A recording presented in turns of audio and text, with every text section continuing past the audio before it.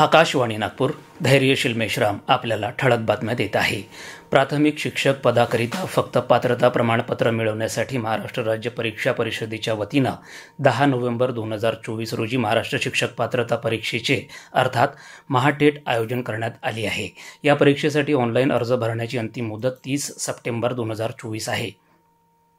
वीज चोरी विरोधात कठोर भूमिका घेत महावितरणाच्या नागपूर परिमंडळाने आर्थिक वर्ष 1 एप्रिल ते 31 ऑगस्ट या 5 महिन्याच्या कालावधीत तब्बल 2131 वीज चोरी उघडकीस आणल्या आहेत।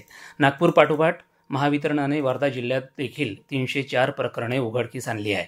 या वीज चोरीची रक्कम तब्बल 73,16,000 इतकी आहे।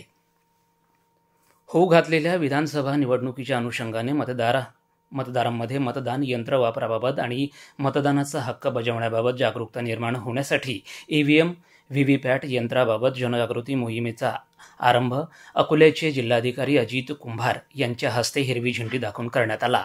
10 सप्टेंबर ते दिनांक 9 ऑक्टोबर दरम्यान जनजागृती मोहीम जिल्हाभरात राबवण्यात येणार असून या मोहिमेअंतर्गत जिल्हाधिकारी कार्यालय उपविभागीय अधिकारी कार्यालय अकोट, बाळापूर, अकोला, मूर्तिजापूर या कार्यालयाच्या ठिकाणी ईव्हीएम प्रात्यक्षिक केंद्र निश्चित करण्यात आली आहेत।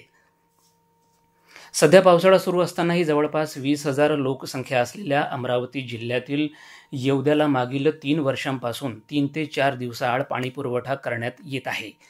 खार पाणीपट्ट्यात येत असल्याने जमिनीतील पाणी पिण्यायोग्य नसल्याने शहानूर धरणातून होत असलेल्या पाणीपुरवठ्यावर येथील नागरिक अवलंबून आहेत। परंतु अनियमित पाणीपुरवठ्यासह ठिकठिकाणी असलेल्या लिकेजमुळे नागरिकांना गढूळ पाणी पुरवठा होत आहे।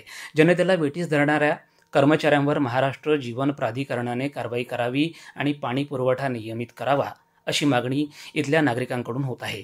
संत गाडगेबाबा अमरावती विद्यापीठाच्या गाडगेबाबा अध्यासनातर्फे आयोजित कार्यशाळेच्या उद्घाटनाप्रसंगी विद्यापीठाचे कुलगुरू डॉक्टर मिलिंद बाराहाते यांच्यासह उपस्थित मान्यवरांनी संविधानाच्या मूल्यांचा आदर आणि मूलभूत कर्तव्यांचे पालन करण्याची, सुसंस्कृत समाजासाठी आणि लिंगभाव समानतेसाठी प्रयत्नशील राहण्याची, माता भगिनींची आणि एकूणच स्त्रीतत्वाचा आदर करणाऱ्या शिव्यांचा वापर न करण्याची तसंच संविधानिक मार्गाने शिव्यामुक्त समाजाच्या निर्मितीसाठी प्रयत्नशील राहण्याची शपथ घेतली। तत्पूर्वी शिव्यामुक्त समाज अभियान महाराष्ट्राचे संयोजक प्राध्यापक अंबादास मोहिते यांनी शिव्यामुक्त समाज अभियानासंदर्भात भूमिका विशद करताना सांगितलं की सभ्य आणि सुसंस्कृत समाजासाठी आणि आपल्या देशाच्या समृद्ध संस्कृतीच्या संरक्षणार्थ आया बहिणीवरून दिल्या जाणाऱ्या अश्लाघ्य आणि अवमानकारक शिव्यांचे समाजातून उच्चाटन होणे गरजेचं आहे। सर्वांनी त्याकरिता सहकार्य करण्याचं आवाहन प्राध्यापक मोहिते यांनी केलं। हवामान विदर्भात अमरावती, भंडारा, चंद्रपूर, गडचिरोली, गोंदिया आणि नागपूर जिल्ह्यासह अनेक ठिकाणी विजांच्या कडकडाटासह हलक्या ते मध्यम स्वरूपाच्या पाऊस पडण्याची शक्यता हवामान विभागाने वर्तवली आहे। याबरोबरच हे ठळक बातमीपत्र संपलं। नमस्कार।